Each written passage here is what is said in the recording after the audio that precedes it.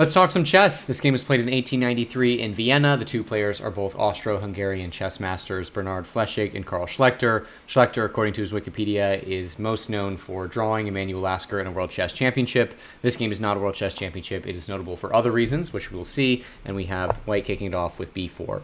The Polish opening, obviously not seen too much in today's game. You want to generally control the center and develop your pieces, and the Polish opening doesn't really achieve either of those, but we got to cut these guys some slack because this game took place 130 years ago. So we have e6 from Schlechter, and now bishop to b2, fianchettoing the dark squared bishop, which is the main idea behind the Polish opening.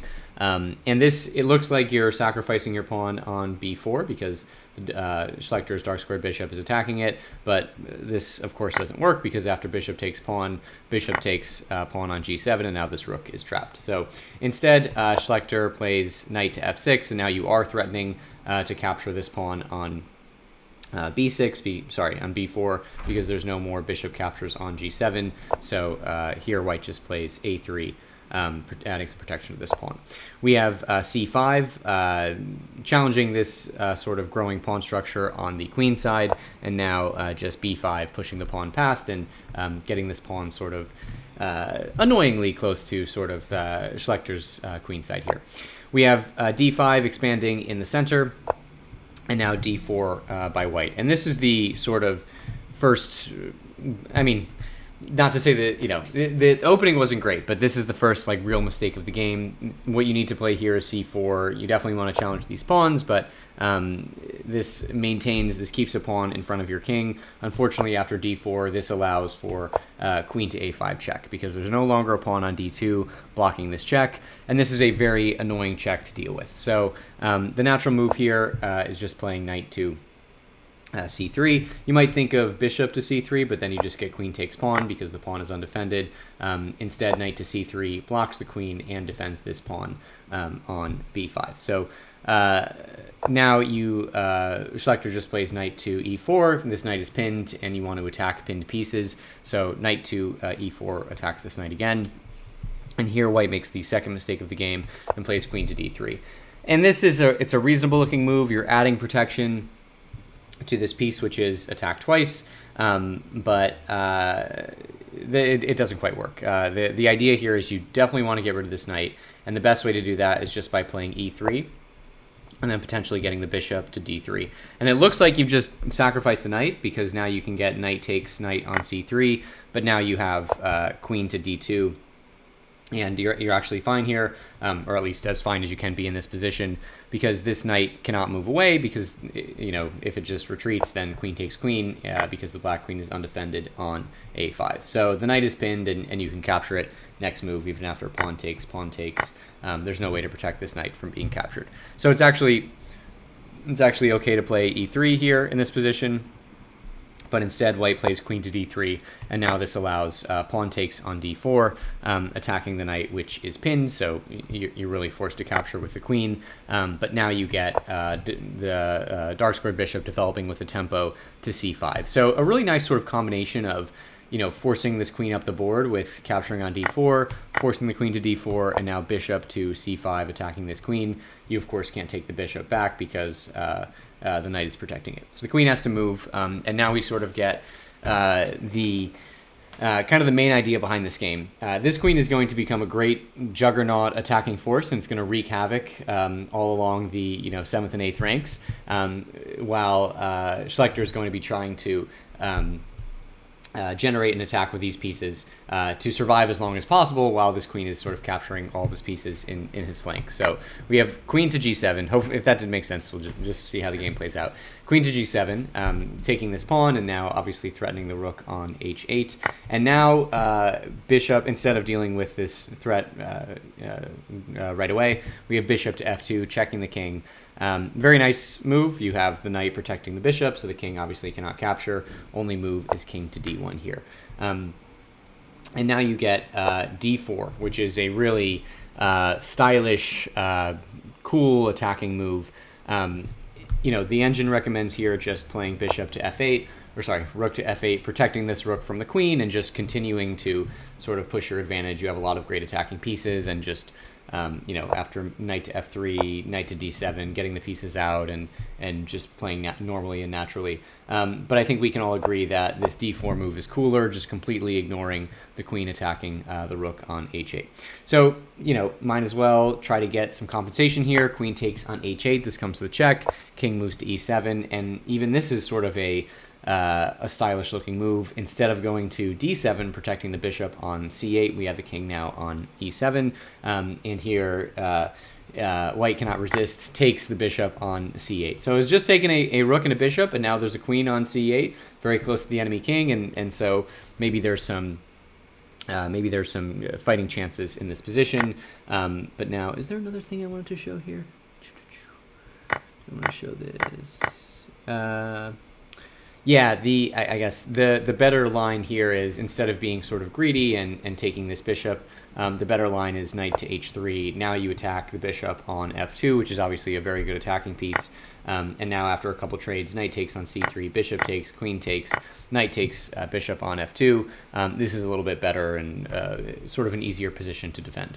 But it's, you know, it's hard to just ignore queen takes on c8. So we have queen takes on c8, and now d takes on c3. So obviously the idea behind moving this pawn to d4 is now you can capture the knight on c3, which Schlechter does.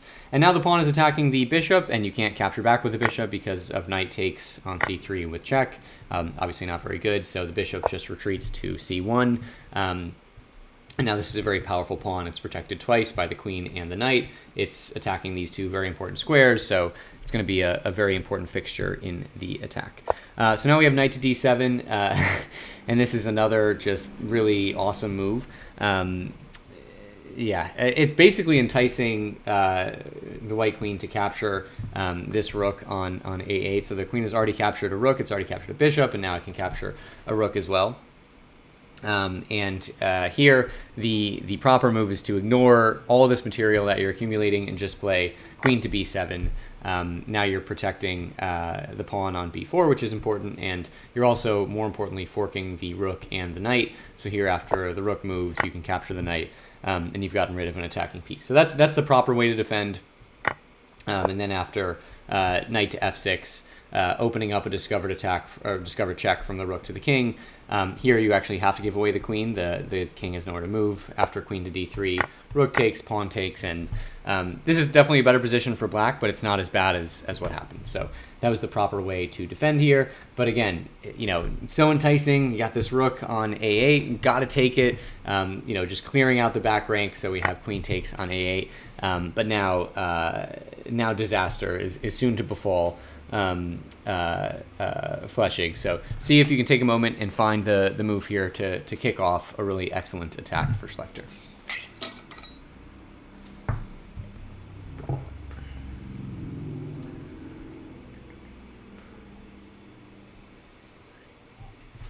Okay, one thing I forgot to mention when I started this video is that when I was reading about it, apparently there's a small town in Italy that has an annual living chess display where the townsfolk play the part of various pieces and enact famous game from history. This is from chessgames.com. And this game was the first game that they reenacted in 1954, so some more cool history there. So anyways, hopefully you found the proper move here. You have all these attacking pieces and you're trying to make use of them, and the best way to do that is with queen takes on b5. And now the queen is a very powerful attacking force. It can get into the game, it can join the attack, and that's why sort of to defend here for white, you need to put the queen on b7, which prevents the black queen from taking on b5 in the next move. But alas, the white queen now is on a8 and cannot really get back into the game, so queen takes on b5, and now we have just trying to make something happen. Bishop to f4 by white, trying to get the, you know, some sort of counter going. The bishop can't come to g5 with check because the knight is guarding it, but at least the bishop has been developed. Maybe the rook can slide into the game, but now you have queen to d5 check, which of course is the idea behind the queen capturing on b5. Now the queen can come to d5 with check, so bishop moves, queen to d5 with check, and now the king is almost out of options. There's only one square to go to, which is c1. You can't block here with the bishop because then this is checkmate. After the queen takes the bishop, it's protected by the pawn and the knight, so double trouble. So king moves to c1, but now you just have bishop to e3. Well, now, sorry. So don't want to give that away. Pretend you didn't see that. Now it might look like it's kind of hard to continue this attack. So try to find the way to for the second time, find a good attacking move, continue this attack, and just finish things off for the white king. Well, I give you a moment.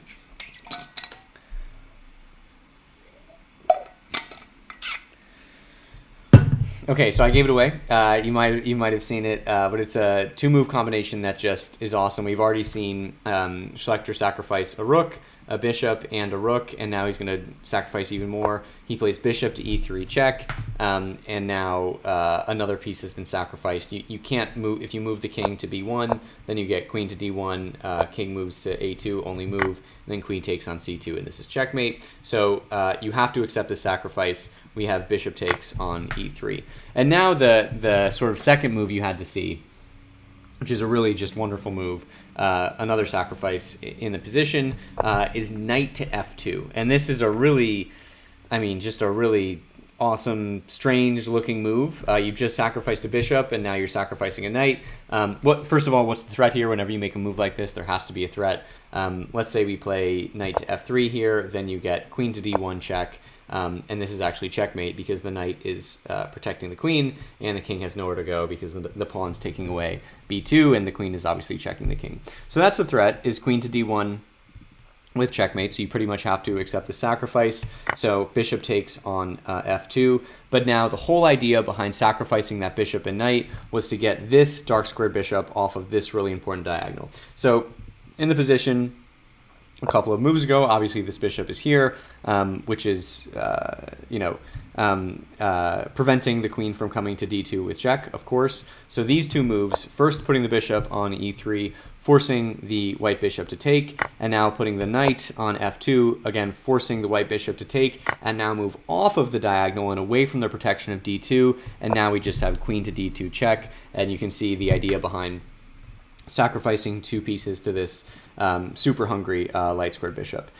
So just a beautiful combination, and now we get the same idea. Only square for the king is king to b1, queen to d1 check, and again the king can't escape because of this excellent pawn on c3. King moves to a2, and now the finishing touches, queen takes on c2, and this is checkmate. All these squares are taken away by the queen. It kind of looks like the epaulette mate, where, and in this case the pawn is helping out, where a pawn, in the epaulette mate it's two rooks, but here we have a pawn and a rook blocking the king's escape on these side, on both sides, and this is just checkmate. So, but it's an awesome finishing picture because, basically Schlechter sacrificed everything. I mean, there's a queen and there's a knight here that's not even really joining in, and he didn't capture really any material. The only thing he captured was a knight. There are two bishops, two rooks, a knight, and a queen on the board, but it's not enough. It doesn't matter. All you need is this queen and these two pieces blocking the king, and that's checkmate.